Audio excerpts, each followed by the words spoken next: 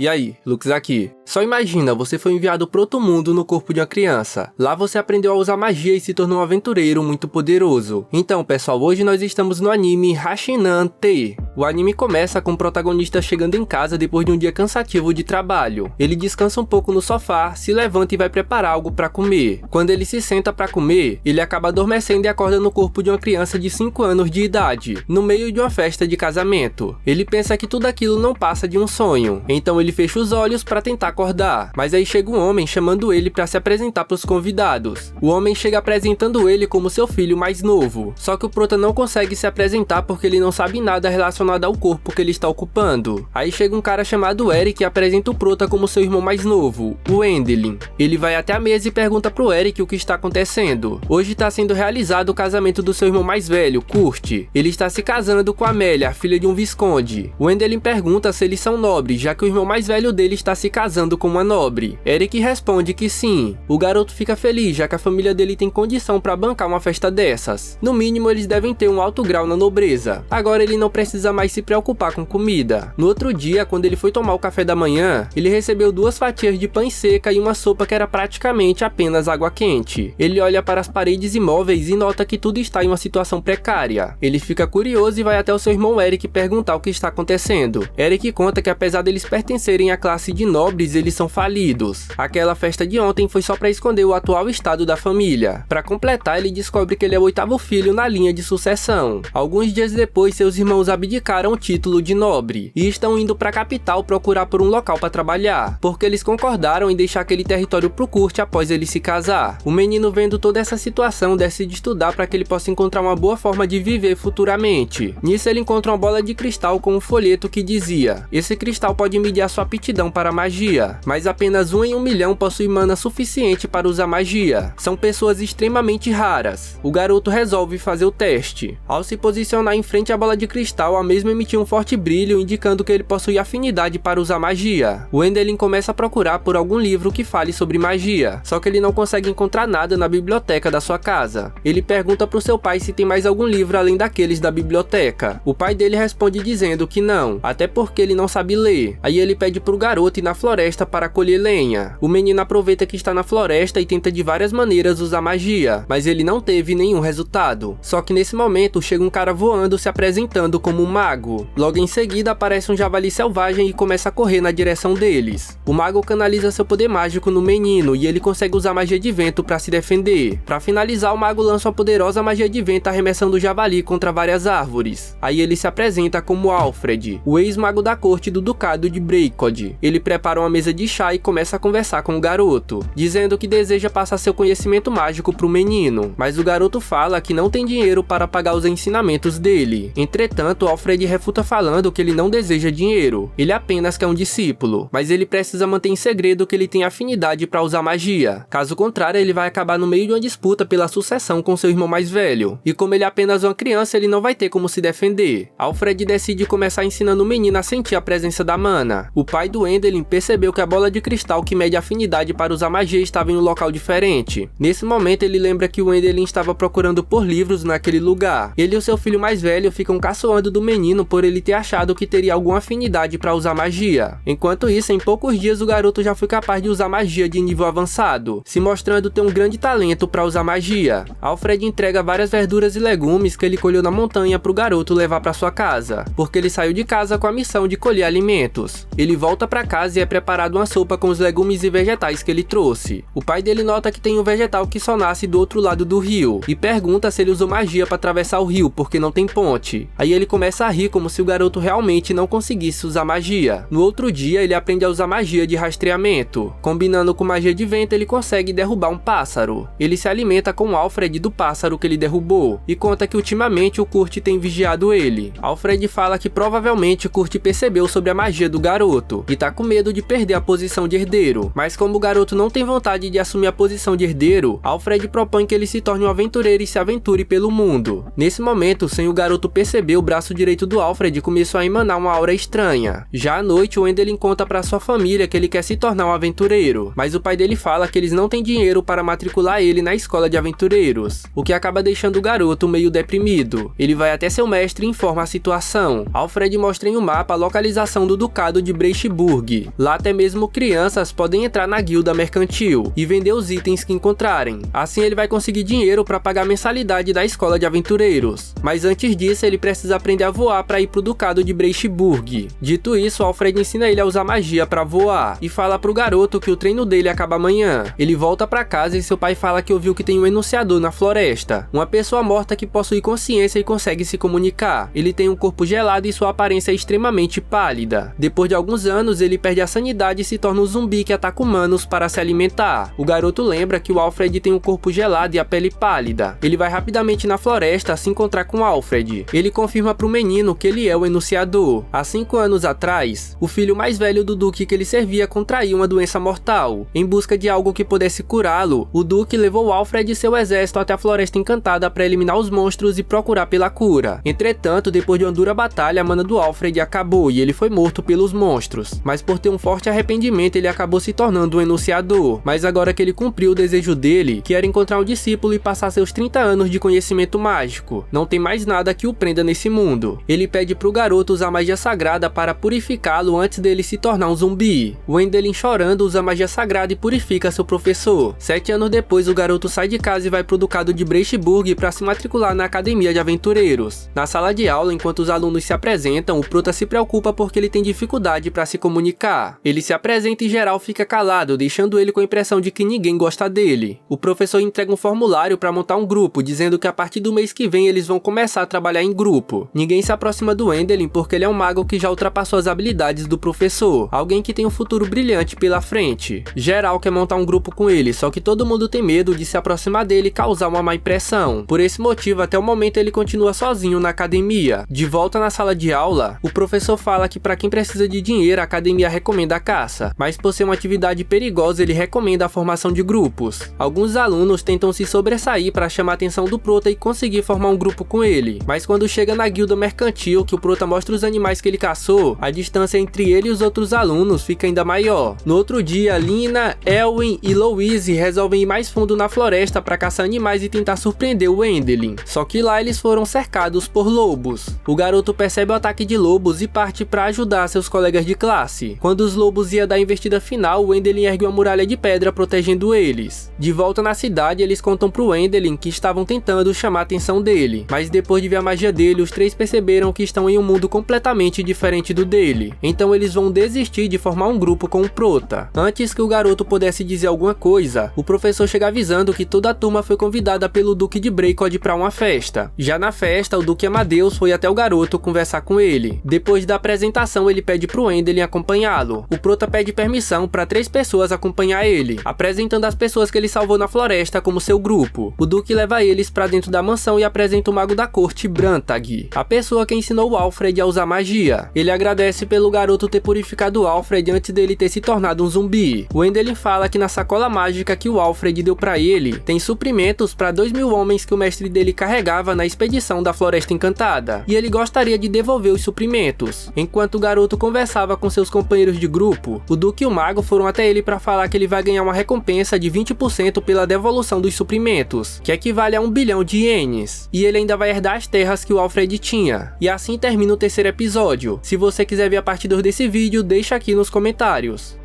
Acabou, pessoal!